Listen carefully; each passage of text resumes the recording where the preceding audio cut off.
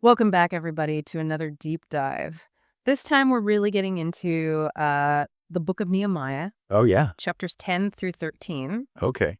And we know Nehemiah has been rebuilding the walls of Jerusalem, Right. but these chapters are about a lot more than just, the bricks and mortar. Yeah. It's like a whole societal reset. Yeah. They're really trying to figure out how to live together in this fresh start. Yeah. Kind of a new beginning for them as a community. Yeah. And speaking of commitment, Okay. chapter 10 starts with like this epic agreement, a covenant signed by hundreds of people. Yeah. Priests, Levites, leaders, all sorts of folks. It was a serious pledge to make this fresh start work. Yeah. You can really see the buy-in from all these different groups. It's giving me like Declaration of Independence vibes. Oh, yeah. I guess. Everybody signing their names, committing to this new way of life. Absolutely. And they didn't shy away from the details either. Oh, yeah. The covenant lays out some pretty specific guidelines. Like what kind of stuff? Well, first and foremost, it's all about getting back to following God's law. Okay, so back to the basics. Exactly. Yeah. They're saying, okay, we messed up before, but now we're back and we're going to do things right this time. Okay, I like it. There's also this rule about marrying only within their own community. Ooh, that's interesting. It might seem a little strict to us now. Yeah, a little bit. But you have to remember they're returning from exile where their identity was constantly under threat. So this is about protecting their heritage. Exactly. It's about ensuring their way of life continues. I see. So it's like a strength in numbers kind of thing. Yeah, you could say that. We all stick together. Our traditions will survive. Right. And then there's the whole Sabbath thing. Oh, yeah. They were serious about that. We're not just talking about taking a day off here. Oh, no. They pledged to shut down all commerce every week. No buying, no selling. Whoa. Can you imagine that today? It would definitely be a different world, wouldn't it? Yeah. I can barely remember to do the dishes on Sunday, let alone put a total pause on work. It really makes you think about priorities, doesn't it? It does. And then there's the whole debt forgiveness thing. Oh, yeah. Every 7 years, poof, all debts are wiped clean. Really? It's called the sabbatical year. Yeah. It was designed to prevent huge gaps between the rich and the poor. So everyone gets a chance to get back on their feet. Exactly. It's a pretty radical idea when you think about it. It is social responsibility built right into their laws. Exactly. Okay, so chapter 10 lays out the super detailed social contract. Right. But then in chapter 11, the focus shifts to actually filling Jerusalem with people. Yeah, they've got the walls, but now they need residents? So how did they go about that? Well, they came up with this system where they cast lots Okay. to choose 1/10 of the population to move into Jerusalem. So it wasn't just like a free-for-all? No, it was very organized. Yeah, okay. They had to balance security needs with making sure different families and groups were represented. So like a balance of power. Exactly. And I bet there was a lot of family history involved. Oh, absolutely. Yeah. The text mentions tons of specific families and their lineages. Yeah, that's like a who's who of ancient Jerusalem. Right. But these genealogies weren't just for fun. Okay. They were a way of proving they belonged there. I see. They could trace their ancestry back generations to show their connection to the land. It's like saying, hey, we're not just some random people showing up. We have roots here. Exactly. Okay, yeah. It's all about reclaiming their identity as a people. It's pretty amazing they could trace their ancestry back so far. It shows how important that connection to the past was for them. It really does. Okay, so we've got this incredible covenant, a carefully planned repopulation strategy. Mm-hmm. What happens next in this rebuilding process? Well, next comes a party. Oh, I like where this is going. Chapter 12. The wall is finally finished, and they go all out for the dedication ceremony. This is where I picture like a giant block party. Exactly. Music, dancing, food, the whole works. I love it. The text describes these huge choirs, musicians playing all kinds of instruments. It was a massive outpouring of joy and relief for what they'd accomplished together. They had literally rebuilt their city from the ground up. It's a pretty incredible feat. It is. And of course, no celebration would be complete without more lists of names. Of course. This time, it's priests and Levites going all the way back to those who returned with Zerubbabel. Right. They were really into record keeping, weren't they? They were. But think about it. Yeah. They're trying to establish a sense of continuity, Right. a connection to those who came before and laid the groundwork for this restoration. It's a powerful way of connecting to their history. It is. Okay, so we've got a city, a covenant, a celebration, Mm-hmm. but we're not done yet, are we? Not quite. This is where things get a bit more complicated. Oh, boy. Chapter 13 picks up with Nehemiah returning to Jerusalem after being away for a while. Okay. And let's just say he finds things aren't exactly as he left them. Oh, sounds like trouble in paradise. You could say that the first issue he encounters is a big one. Okay, I'm listening. Eliashib, a priest, has given Tobiah a room in the temple. Wait, seriously? You know, right? Tobiah in the temple. What was he thinking? Nehemiah is furious, Mm. and rightfully so. Yeah, that's like giving the keys to the kingdom to your rival. Exactly. This wasn't just about hospitality. Right. It was about mixing something sacred to temple with someone seen as an outsider and an enemy. It goes against everything they were trying to build as a community. Right. So what does Nehemiah do? Well, he does what any strong leader would do. He kicks Tobiah and all his stuff out. I bet he did. And that's just the beginning, right? Oh, yeah.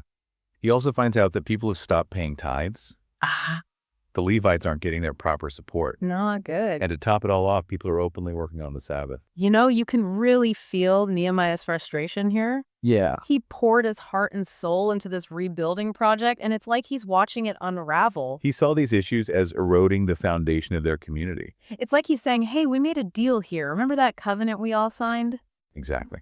And it highlights the challenges of maintaining a shared vision, And holding people accountable. even when it's tough. Yeah, even when they'd rather slip back into old habits. Exactly. But you know what? What's that? We're going to have to pause here for now. Oh, man. But don't worry. We'll be back soon to uncover the rest of the story. Okay, can't wait. Stay tuned, everybody.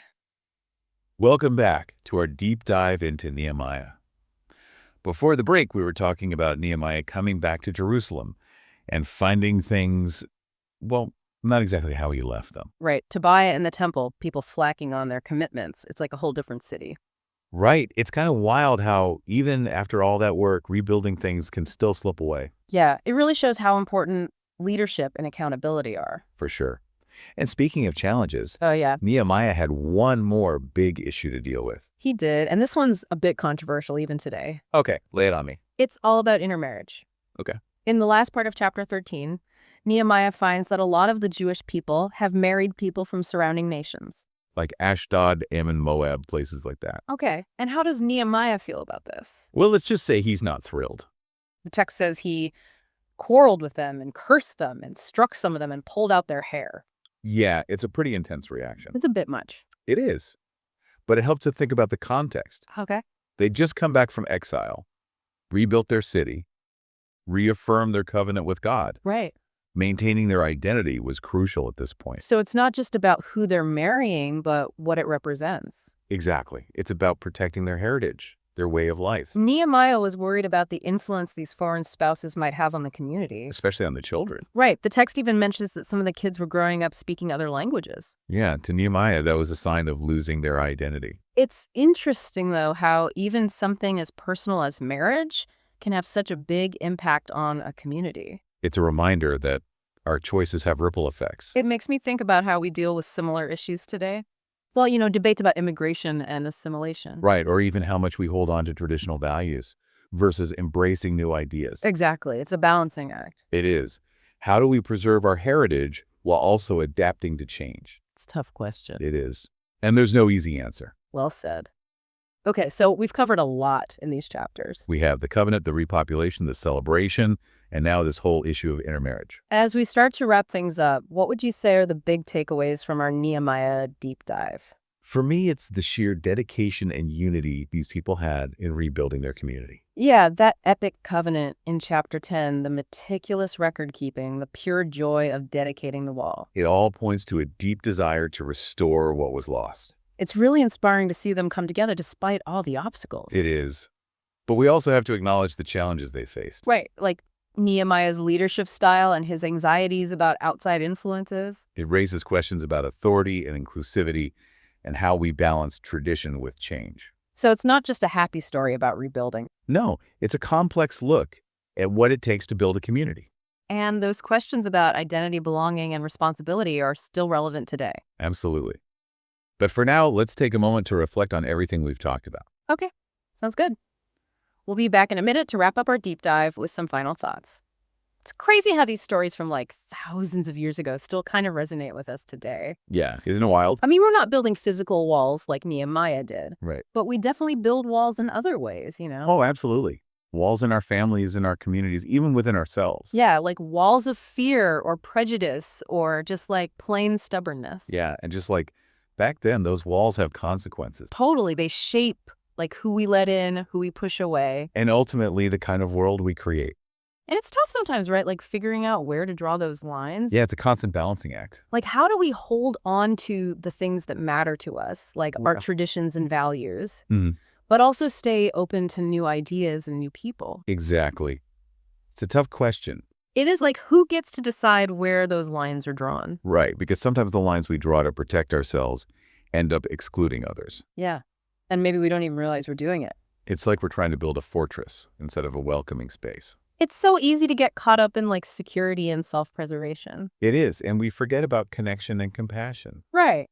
It's like Nehemiah's story is reminding us that real strength comes from building bridges. Yes, bridges of understanding and empathy. And those bridges take work, right? They do. It's not always easy to reach out to someone who's different from us. Yeah. Or to try and see things from their perspective. Absolutely. Yeah. But I think that's the kind of work Nehemiah was calling for. Like engaging with the hard questions, holding each other accountable, and striving for a better future together. Exactly. It's an ongoing process, building a community, a society, a life worth living. So it's not just some ancient history lesson, right? No, not at all. It's like looking in a mirror and seeing our own lives and the choices we make. It makes you think about the walls you might be building in your own life. Yeah, and what we can do to start building bridges instead. Well said. Well, thanks for joining us on this deep dive into Nehemiah. Yeah, thanks for having me. We hope it's given you some new things to think about. Yeah, and maybe even inspired you to build some bridges of your own. Until next time, keep exploring, keep questioning, and keep connecting at the Ford. Welcome to Charlie and Mia's podcast. We're embarking on an exciting journey to read through the entire Bible in just 1 year. Every day, we dive into Scripture, exploring its meanings and how it applies to our lives today. We invite you to join us on this incredible adventure of learning and discovery. Don't forget to subscribe to our channel so you never miss an episode.